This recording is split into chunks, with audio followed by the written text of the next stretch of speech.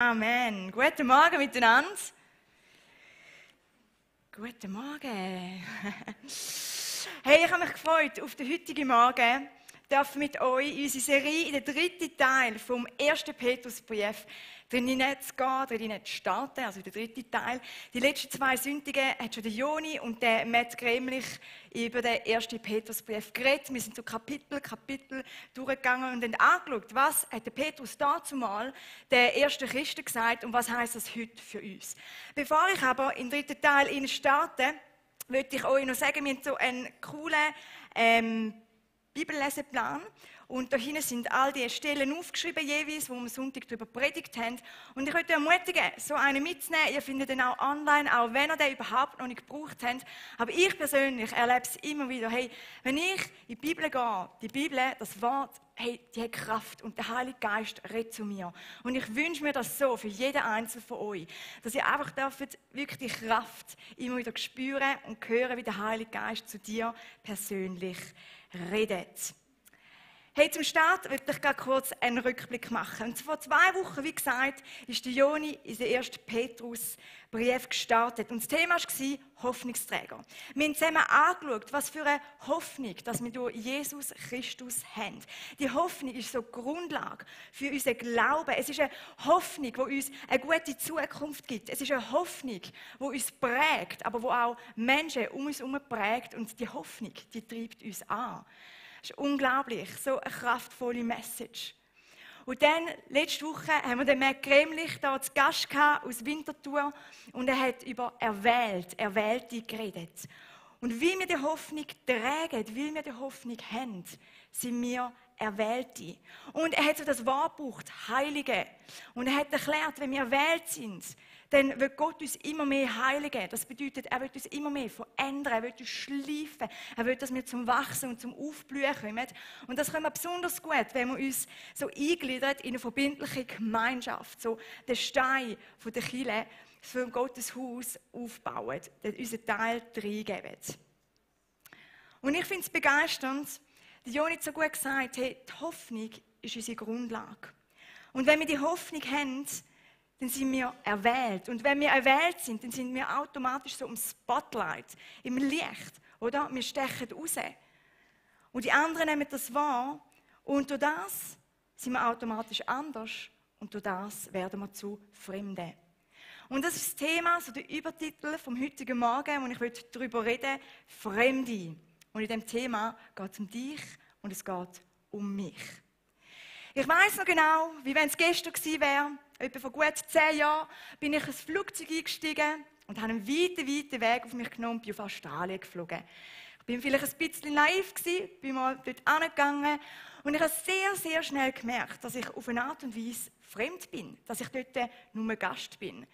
Schon als ich mein Visa zeigen und den Pass führen musste und die Person ein Zettel überlegt hat, lassen wir die jetzt rein oder nicht, habe ich gemerkt, ja, ich bin da eine Fremde. Oder? Und nachher, als ich den Akzent gehört habe und wirklich fast nichts verstanden habe, weil ich dachte, ich kann so gut Englisch, habe ich gemerkt, ja, ich bin, glaube ich, eine Fremde und ich bin ein Gast. Und auch gut 4 Jahre später, nachdem ich dort gelebt habe und studiert habe und den Akzent verstanden habe und gut Englisch auch reden konnte und immer ein bisschen gechillter und mehr laid back geworden bin, habe ich doch tief in mir inne immer noch die Schweizer Identität gehabt und gewusst, ein Stück weit bin ich da immer noch fremd. Ein Stück weit bin ich da einfach Gast, obwohl ich mich wie die Hause gefühlt habe. Und ich bin mir sicher, ihr alle kennt das Gefühl. Vielleicht von Ferien oder vielleicht auch von einem Auslandaufenthalt, wo wir mal sind. Und vor gut 1,5 Jahren ist das Gefühl wieder aufgekommen, als wir da ins Zürich-Oberland gekommen sind, als fremde Thurgauer. Genau, haben wir wieder gemerkt, ja, so der Dialekt, oder? Versteht man nicht ganz. Aber wir fühlen uns jetzt sehr zu Hause und wirklich angenommen. Das ist super. Danke, Elias. Du bist zwar auch ein Thurgauer. Jetzt sollte der Zürcher klatschen. Oh. Danke. Genau. Hey, und der Petrus beschreibt das genau im 1. Petrusbrief, dass wir Fremde sind, dass wir Gäste sind. Und ich möchte das mit euch gerade nachlesen. Und zwar im 1. Petrus 2, 11 bis 12. Und da schreibt er: Liebe Freunde, ihr seid nur Gäste und Fremde in dieser Welt. Deshalb ermahne ich euch, den selbstsüchtigen Wünschen der menschlichen Natur nicht nachzugehen, denn sie führen einen Krieg gegen eure Seele. Ihr lebt unter Menschen, die Gott nicht kennen. Führt darum ein vorbildliches Leben. Sie mögen euch zwar verleumden und als Übeltäter hinstellen, doch wenn sie all das Gute sehen, das ihr tut, lassen sie sich vielleicht eines Besseren belehren und werden das dann zur Ehre Gottes auch anerkennen, wenn er am Tag des Gerichts Rechenschaft von ihnen fordert. Also Petrus startet da und den Empfänger vom Brief, das sind damals mal Heidenchristen im Raum von Kleinasien, das ist die heutige Türkei. Und er schreibt ihnen da, hey, ihr seid eigentlich Gäste, ihr seid eigentlich einfach Fremde in dieser Welt. Wir sehen aber noch in anderen Stellen, da in der Bibel, auch gerade am Start, wo er da im 1. Petrusbrief schreibt, hey, liebe Freunde, ihr seid auserwählte Fremdlinge. Und in dem Wort, auserwählte Fremdling, sehen wir, dass vom griechischen Ursprung das Wort Parepidemos, dort, das müssen wir anschauen, das Wort, und dort sehen wir eigentlich, dass das bedeutet, so wie eine Durchreise. Also er sagt eigentlich, hey, ihr seid auf einer Durchreise. Eine Durchreise, wo ihr an einem Ort stoppt und ein gewisses Zeitchen sind, aber ganz klar ein anderes Ziel vor Augen haben. Einen anderen Ort vor Augen haben. Ein Ort, wo Gottes Herrlichkeit regiert. Ein Ort, wo es keine Lasten mehr zu tragen gibt. Ein Ort, wo es keine Enttäuschung, kein Schmerz, kein Neid und keine Verzweiflung mehr gibt. Sondern Gottes Gegenwart, der Himmel, ist an diesem Ort. Und der Petrus hat das so betont, weil Christen zu dieser Zeit unter einem enormen Druck gestanden sind. Es war gerade so eine Christenverfolgung am Aufbrodeln und sie haben gewusst, hey, das wird mega herausfordernd. Sie haben aber auch einen Druck gespürt vom Kaiser, sie sind bedrängt worden vom Kaiser. Sie haben ihn als Gott anerkennen, haben ihn ehren, haben ihm Opfergaben bringen. Aber sie haben gesagt, nein, das machen wir nicht. Wir leben nach anderen Maßstäben. Wir leben für einen anderen Gott. Wir haben andere Werte hoch und wir haben andere Ansichten. Wir gehen anders mit unseren Finanzen, mit unserer Familie, mit unserem Gott um. Und nur schon das hat sie Fremde gemacht in ihrem eigenen Land. Also als Christen sind sie Fremde in ihrer eigenen Heimat. Und der Petrus, wir sehen in diesem Brief, hat so als Absenderangabe Babylon angegeben, obwohl er eigentlich in Rom, in der Welthauptstadt war. Und der Petrus hat das einerseits so als Decknamen gebraucht, aber er hat auch einen Vergleich ziehen, einen Vergleich zum Volk Israel, wo das Volk Israel im Exil war, weg in der Fremde, weg von der Heimat. Und genau gleich sagt er das, den Empfänger vom Brief, hey, in dieser herausfordernden Zeit, ihr seid auf der Durchreise und irgendwann kommt dann eure Heimat, wenn Jesus wiederkommt.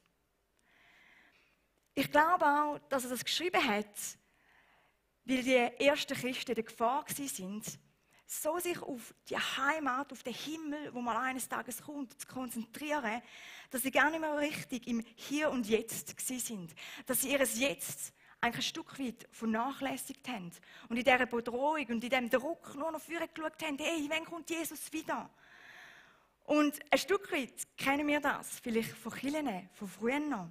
Kirchen, die sich oftmals abgekapselt haben und gesagt haben, ja, wir sind Fremde, wir sind nur als Gäste auf dieser Welt, wir wollen nichts zu tun haben mit dieser Welt und darum sind wir einfach für uns.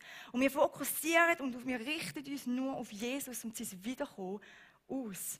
Und sie haben sich abgekapselt, sie sind weltfremd geworden, vielleicht schon fast ein bisschen komisch und ein bisschen unattraktiv für die Menschheit ringsum.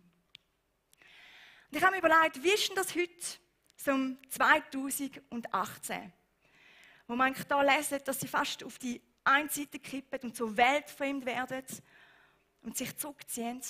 Habe ich mir überlegt, ich glaube, heute kommen wir manchmal fast ein bisschen auf die andere Seite. Dass die Tendenz ist, dass wir uns so der Welt anpassen wollen, dass wir nicht auffällig sein wollen, dass wir gleich sein wollen. Dass wir vielleicht Kompromisse eingehen, wie wir unsere Werte als Christen leben. Die Werte, die uns die Bibel vorausgibt und oftmals vielleicht gar nicht mehr so fest merkt und wahrnimmt, dass wir Freunde sind, dass wir eigentlich Gäste sind hier in der Welt. Und die Frage, die uns beschäftigt an dem heutigen Morgen ist, wie können wir Menschen sein, die nicht einfach nur flüchten, die sich aber auch nicht anpassen. Wie können wir in dieser Spannung hineinstehen zwischen Anpassung und Weltflucht? Und was heisst es, heute als Christ und somit auch als Fremde, da auf der Welt zu leben? Und das ist im Großen und Ganzen so das Hauptthema über dem ganzen 1. Petrusbrief. Und das wollen wir heute Morgen miteinander anschauen. Wir haben vorhin den Text gelesen, Vers 11 und 12, vielleicht kommt da nochmal schnell. Und etwas, was ich sehr interessant finde, da ist, der Petrus sagt nie nicht, hey, zieht euch zurück.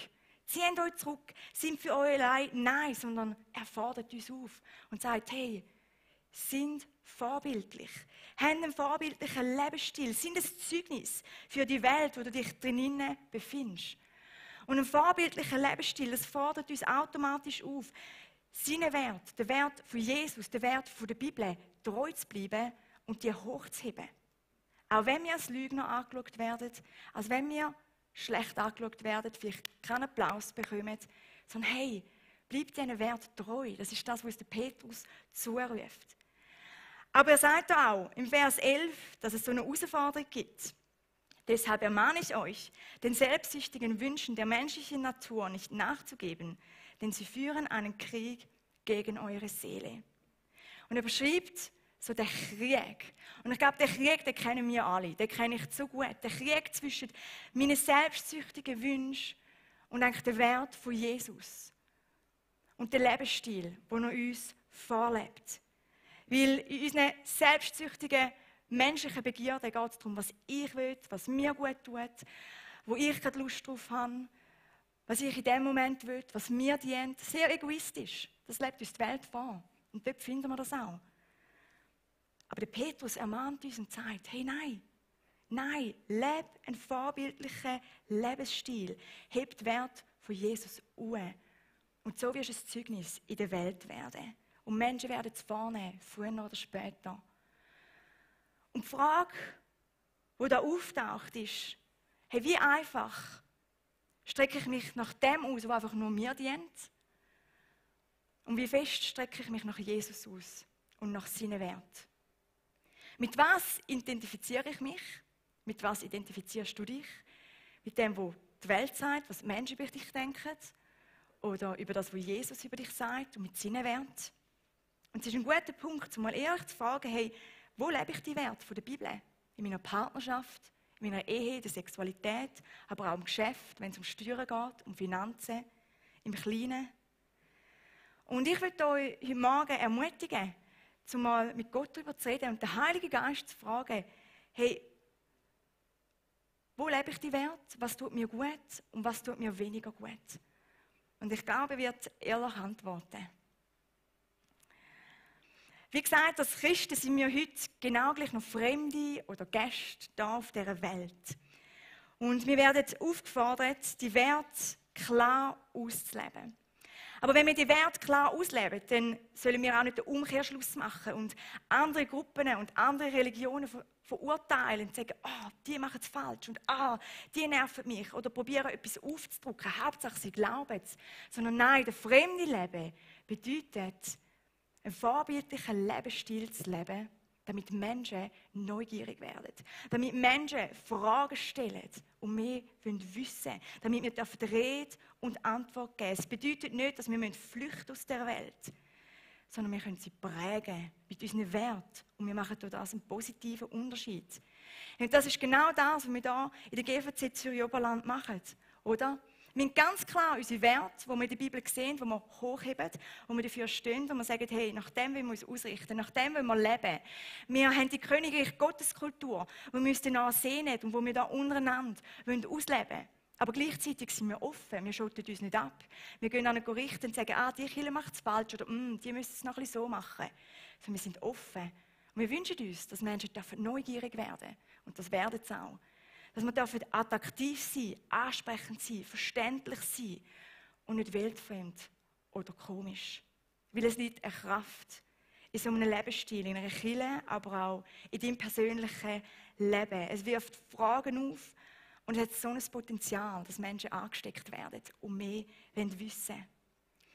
Wir leben glasklar, aber nicht weltfremd. Wir sind in dieser Welt, aber wir flüchten nicht daraus raus.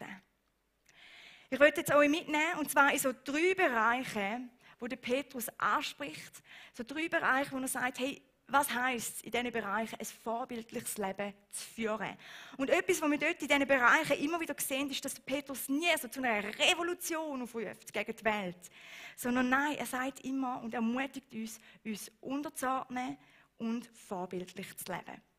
Und wir starten gerade, indem wir in 1. Petrus 2, 13 bis 15 gehen. Ordnet euch um des Herrn willen allen Institutionen unter, die in dieser Welt Macht ausüben, sowohl dem Kaiser, der das höchste Amt bekleidet, als auch den Gouverneuren, die von ihm eingesetzt sind und deren Auftrag es ist, die Übeltäter zur Rechenschaft zu ziehen und denen die Anerkennung auszusprechen, die tun, was gut und richtig ist. Denn Gott will, dass ihr durch ein vorbildliches Verhalten das törichte Gerede derer zum Verstummen bringt, die euch aus Unwissenheit verleumden. Ihr seid freie Menschen, doch missbraucht eure Freiheit nicht als Denkmantel für Böses, sondern zeigt durch die Art und Weise, wie ihr mit eurer Freiheit umgeht, dass ihr Diener Gottes seid. Begegnet allen Menschen mit Achtung, liebt euren Glaubensgeschwister, habt Ehrfurcht vor Gott und achtet den Kaiser. Obwohl die ersten Christen in einer unglaublich herausfordernden Situation waren, sagte Petrus nicht, hey, und jetzt starten wir eine Revolution gegen ihn, sondern sagt, hey, stopp, tönt euch unterordnen. Der Petrus geht nie so in ein Extrem hinein, sondern sagt ganz klar, hey, tönt euch einordnen und unterordnen, so wie es die gesellschaftliche Norm vorgibt. Trotz schwieriger Umstände soll es nicht einen Aufruhr geben. Hey, sind loyale Staatsbürger, sind vorbildliche Bürger und loyal gegenüber dem Kaiser. Und vielleicht kannst du dich selber mal fragen, was heisst das heute, so ein vorbildlicher Bürger zu sein? Was heisst das für dich? Wir sehen das schon, wie Jesus im Markus-Evangelium damit konfrontiert wird, Markus 12, 13 bis 17. Wie die Pharisäer kommen und sagen, hey Jesus, soll ich die Münze wirklich dem Kaiser geben? Dem Kaiser. Und Jesus sagt, ja, bist treu, mach das, was dir gesagt wird, bist loyal, tu dich unterordnen. Und wenn das Gesetz vorschreibt, dann gib es ihm. Bis ein Vorbild. Und das kann natürlich ein grosses Spannungsfeld sein, wenn man in einem Land lebt, wo die Regierung nicht christlich geprägt ist. Und dort sehen wir zum Beispiel, Daniel ist so ein Beispiel. Er hat sich in eine heidnische Regierung untergeordnet. Er hat sie unterstützt, er hat sogar mitregiert, er hat Rat gegeben, er hat dort auch Träume ausgelegt. Aber bis zum Punkt von der Anbetung, wo er seine Werte und seinen Glauben höher gehabt hat und klar gesagt hat, hey, das rühre ich nicht über den Haufen.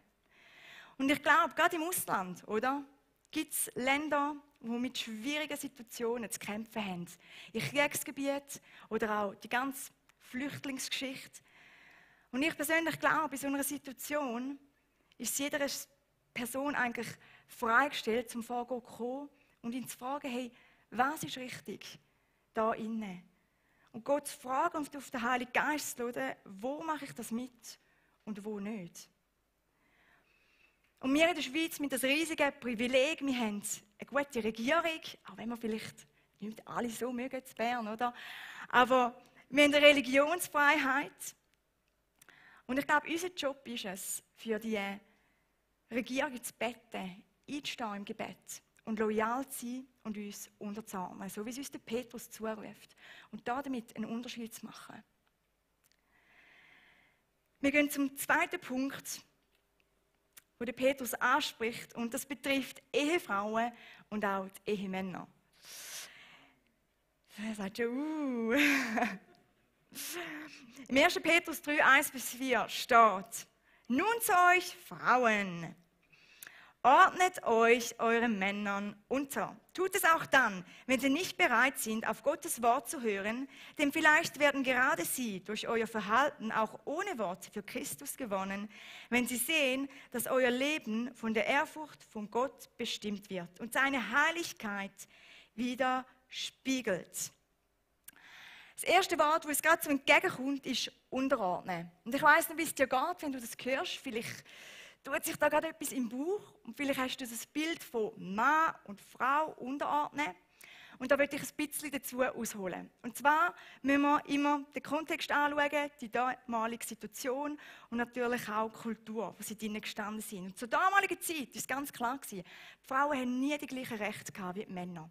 Das war also in der Synagoge, oder? Männer sind bettet, Männer haben geleitet, Männer haben gesprochen, was super war. Und die Frauen sind im Hintergrund mit den Kindern und sie sind ziemlich ruhig gewesen. Oder haben wir so ruhig gewesen? Weil das war kulturell bedingt gewesen. Das war ganz normal gewesen. Aber der Petrus sagt später im Abschnitt, im Vers 7, sagt er ganz klar, hey, ihr beide sind Erbe. Ihr seid gleichberechtigte Erbe. Mann und Frau. Und damit stehen ja gleich vor Gott, gleich wertvoll, gleich berechtigt vor Gott. Und wenn wir das Neue Testament anschauen, dann sehen wir in Paulus das mehrmals auch betont und klar sagt, hey, in Gottes Augen sind ihr beide gleichgestellt. Aber der Petrus sagt da, aber hey, Achtung, Frauen, hey, Achtung, das soll jetzt nicht irgendwie einen Protest geben, oh, wir haben die gleichen Rechte in Gottes Augen und jetzt dürfen wir auch reden und machen und tun. Es soll nicht einen Aufruhr geben, sondern ordnet euch immer noch unter. Hey, der Petrus ruft auf für ein vorbildliches Leben, das dem damaligen Namen der Gesellschaft entsprochen hat und somit ein Vorbild sind. Und wenn man natürlich die Stelle so isoliert betrachtet, dann kann das sehr schnell falsch verstanden werden. Aber wenn man das mal im Zusammenhang mit allen anderen Stellen anschaut, die noch kommen oder die zum Teil schon vorher gekommen sind, dann sehen wir, wie sich so ein roter Faden durchzieht. Zum Beispiel redet auch der Petrus über die Sklaven. Und er spricht die Sklaven darauf an und sagt, hey Sklave, obwohl du ein Christ bist, obwohl du wertvoll bist, hey, bleib weiterhin ein vorbildlicher Sklave. Du dich unterordnen und er, dein Chef oder dein Meister. Und mach nicht jetzt gerade einen Aufruf und einen Aufstand, sondern bist ein Vorbild. Und zeig der Welt, dass du einen Unterschied machst in dem Sinne. Christen sollen vorbildlich leben in der damaligen Gesellschaftsnormen. Das ist das, was der Paulus zuruft. Und ich glaube trotzdem, dass es immer noch eine Ermutigung ist für uns Ehefrauen und eine Aufforderung ist für uns unter den Schutz vom Ehemann zu geben und uns zu unterordnen. Und unterordnen bedeutet, den Ehemann respektieren und ihm Achtung zu zeigen. Es geht aber noch weiter in diesen Versen. Und zwar spricht der Petrus auch von alten, von gläubigen Ehefrauen an, die nicht Christen oder ungläubige Männer haben. Und auch dort sagt er, hey, heb die Wert hoch. Heb die Wert hoch. Und bis ein Zeugnis für deinen Ehemann, wie die Straße besteht, dass er neugierig wird und dass sich etwas in seinem Leben verändert. Und wir haben das schon oft in der GVC erlebt oder auch in anderen Kirchen, wie Frauen, die gläubig waren, im Glauben waren und Männer nicht, wie das etwas mit den Männern gemacht hat und wie sie irgendwann zum Glauben gekommen sind. Aber mir ist auch wichtig zu sagen, es ist nicht einfach das Rezept. Oder wenn du vielleicht gläubig bist und dein Mann nicht und du lebst ihm vor, dass du nicht etwas falsch machst. Aber es ist eine Chance da, dass zum Mann durchdringt und dass ihn prägt und eine Neugier aufkommt. Wir gehen weiter in Vers 3. Da steht, eure Schönheit soll nicht darin bestehen, dass ihr euer Haar aufwendig frisiert, Goldschmuck anlegt und kostspielige Kleider tragt. Das sind alles nur äußere Dinge. Sie soll vielmehr von innen kommen und ein Ausdruck eures Lebens mit Christus sein, das den Blicken der Menschen verborgen ist. Ein freundliches und ausgeglichenes Wesen ist etwas Unvergängliches und ist die Art von Schmuck, die in Gottes Augen einen unvergleichlichen Wert hat. Was bedeutet das? Dürfen wir Frauen uns jetzt nie mehr attraktiv anlegen, müssen wir einfach unattraktiv rumlaufen? Ich glaube, das ist nicht das, was der Petrus gemeint hat. Aber es ist ganz klar, zu der damaligen Zeit ist es für die Frauen normal gewesen, sich zu stylen, sich rauszubützeln, schön anzulegen, ganz besonders, wenn sie einen Mann gesucht haben, oder, dass Aufmerksamkeit ergattert, dass sie in der Mitte stehen, gesehen werden. Und der Petrus sagt klar, hey, aber das allein zählt nicht. Sondern es kommt auf deine innere Schönheit drauf an. Das allein zählt und verhebt schlussendlich nicht bis zum Schluss von deinem Leben. Und ich finde, es ist so ein guter Moment, wenn wir das lesen, dass man sich als Frau mal fragt, hey, wie viel investiere ich in meine äußere Schönheit und wie viel investiere ich in meine innere Schönheit? Und das ist eine Frage, die habe ich mir mal vor ein paar Jahren gestellt. Wie viel Zeit verbringst du in Gedanken mit deiner äußeren Schönheit, wie du aussiehst, deine Figur? Und wie viel Zeit verbringst du, um dein Innere zu pflegen? Ich glaube, Creme, Kleider, Schminke, all das ist nichts Schlechtes, das habe ich auch gern. Aber ich glaube, manchmal braucht es die Innerpflege. Vielleicht haben wir Seelsorge, Gebet, Zeit in der Bibel, Zeit mit Gott. Und ich glaube, es hat auch etwas mit den Männern zu tun, auch wenn der Petrus das so nicht schreibt. Aber liebe Männer, ich sehe manchmal Frauen, die sich sehr aufopfern, ihr Äußeres zum Anerkennung zu bekommen, vom Mann sogar Anerkennung zu bekommen. Das ist vielleicht nicht in jedem Fall so. Und darum ist es wichtig, dass auch ihr das hochhebt. Logisch, sollte die Frau sich pflegen und äußerlich schön sein und euch gefallen. Aber es ist wichtig, dass auch ihr das hochhebt und die innere Schönheit dort drauf schaut. Gerade wenn die Jörli immer mehr kommen. Es ist ein Aufruf von Petrus, hey, macht einen Unterschied in dem Innen. Macht einen Unterschied. Und schaut nicht nur das Äußere, sondern aufs Innere, auf die inneren Werte. Und gerade in der heutigen Zeit, wo der Körperkult riesig ist, auch bei den Männern, eigentlich hätte ich schreiben, liebe Frauen und liebe Männer, hey, ist das so wichtig. Da machen wir einen Unterschied. Und ich glaube, die Welt sieht das. Ich komme zum letzten Punkt. Und das lesen wir im Vers 3, 8 bis 9. Kapitel 3, 8 bis 9. Euch alle schließlich fordere ich dazu auf, euch ganz auf das gemeinsame Ziel auszurichten. Seid voller Mitgefühl, liebt einander als Glaubensgeschwister, geht barmherzig und zuvorkommend miteinander um, vergeltet Böses nicht mit Bösem und Beschimpfungen nicht mit Beschimpfungen. Im Gegenteil, segnet. Können wir alle sagen, segnet. Denn dazu hat Gott euch berufen, damit ihr dann einen Segen erbt.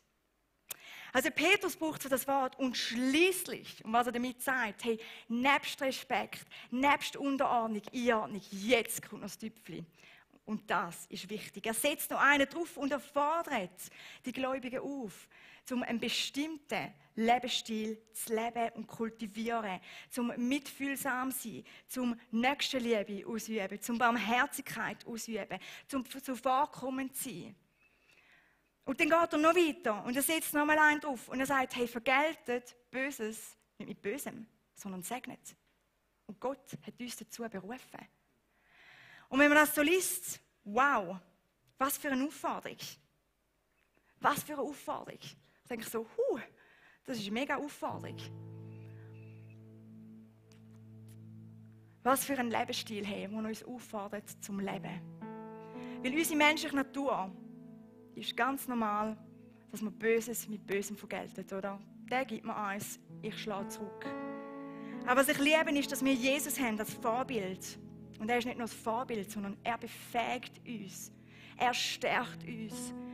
Wenn wir die Hoffnung haben, wenn wir in dieser Erwählung stehen, wenn wir die Fremden sind, hey, er gibt uns genau das, dass wir vorbildlich leben können, dass wir Menschen lieben können, dass wir auf Böses mit Gutem zurückschlagen können. Er empowert uns. Und mit dieser Erlösung, die wir durch ihn haben, durch Jesus, sind wir schon lange gesegnet worden. Und ich liebe das. In dem Segen können wir so viel über. Und ich glaube, manchmal sind wir uns das gar nicht bewusst, was für ein Segen das wir bekommen.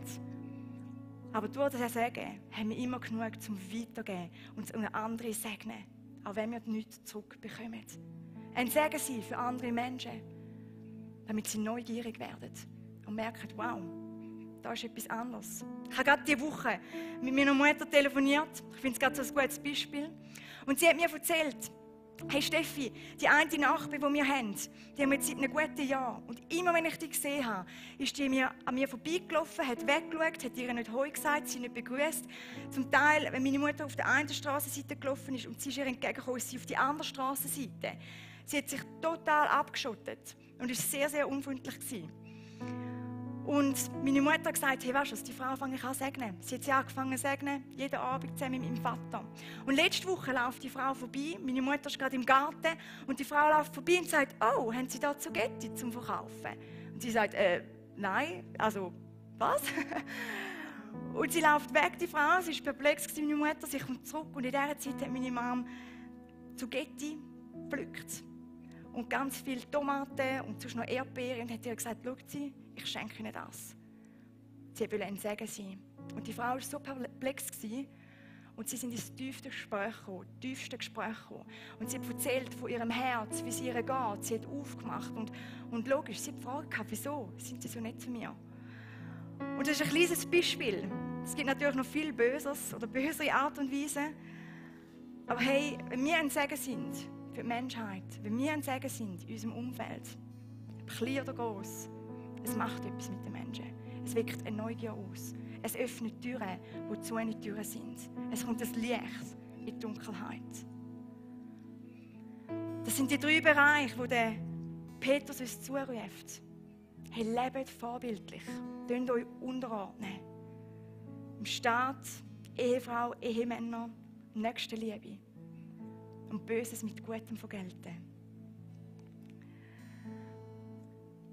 Zum Schluss sagt er, ehrt vielmehr Christus den Herrn, indem ihr ihm von ganzem Herzen vertraut. Und seid jederzeit bereit, jedem Rede und Antwort zu stehen, der euch auffordert, Auskunft über die Hoffnung zu geben, die euch erfüllt. Aber tut es freundlich und mit dem gebotenen Respekt, immer darauf bedacht, ein gutes Gewissen zu haben. Denn wenn ihr ein vorbildliches Leben führt, wird es eurer Zugehörigkeit zu Christus entspricht. Werden die, die euch verleumden, beschämt dastehen, weil ihre Anschuldigungen sich als haltlos erweisen. Also der Petrus ruft uns zu, hey, steht Rede und Antwort, gebt Rede und Antwort. Aber er ruft uns auch klar zu, als Fremde hier in der Welt, die Werte hochzuheben. Und hey, wenn wir in diesen Spuren von Jesus hineinlaufen, wenn wir die Werte hochheben, dann bemerken das nicht nur unsere Nachbarn und unser Umfeld, sondern es macht etwas mit mir und mit dir. Wir fangen an aufzublühen. Wenn wir die Ethik von Jesus hochheben, dann weckt das eine Neugier in den Menschen, in der Welt. Und wir können Rede und Antwort geben. Und wie genial, wenn dann Gott durch dich wirkt und Gott dich befähigt. Wir können unseren Teil machen, die Werte leben, vorbildlich leben. Hey, und Gott befähigt dich. Und er gibt dir mehr als genug, um den Menschen dann zu begegnen und das Richtige zu sagen. Und die Bibel ruft uns zu, hey, bist du deiner himmlischen Identität bewusst und in einer weltlichen Identität. Und das ist die Aussage, die Hauptaussage vom 1. Petrusbrief. Wir sind Fremde, zieh dich nicht zurück, kipp aber auch nicht, dass du dich nur noch anpasst. Und ich merke, das hat enorm viel damit zu tun, ob ich die Welt und ob ich Meinungen der Menschen ehre oder Gott und seine Wahrheit. Und ich würde dich fragen, so zum Schluss noch dir die Frage mitgeben oder dir mal überlegen, was ehrst du mehr? Ist es Gott und seine Werte oder sind es die Menschen und ihre Sicht und ihre Meinung über dich und deinen Ruf? Ich will zum Schluss noch beten und darf ich euch bitten zum Aufstehen.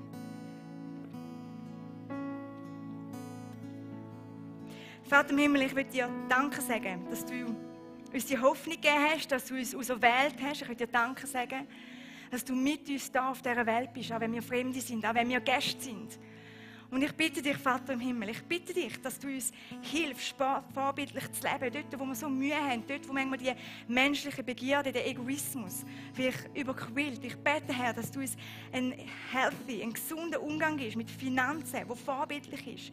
Ich bete, Herr, dass du uns hilfst im Umgang vielleicht mit den Schwachen, die weniger angesehen sind auf dieser Welt, mit den Randständigen. Ich bitte dich, Herr, dass du uns hilfst, die Liebe, die du uns gibst, widerspiegeln auf dieser Welt.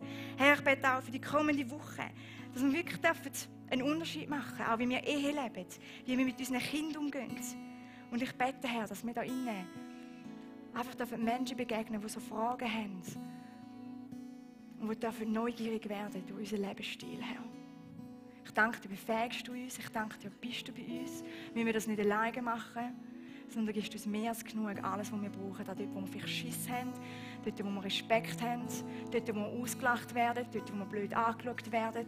Vater im Himmel, ich danke dir, dass du es mit dem fühlst, was wir brauchen, Herr, dass wir nie zu kurz kommen bei dir. Loben und preisen dich. Amen. Amen.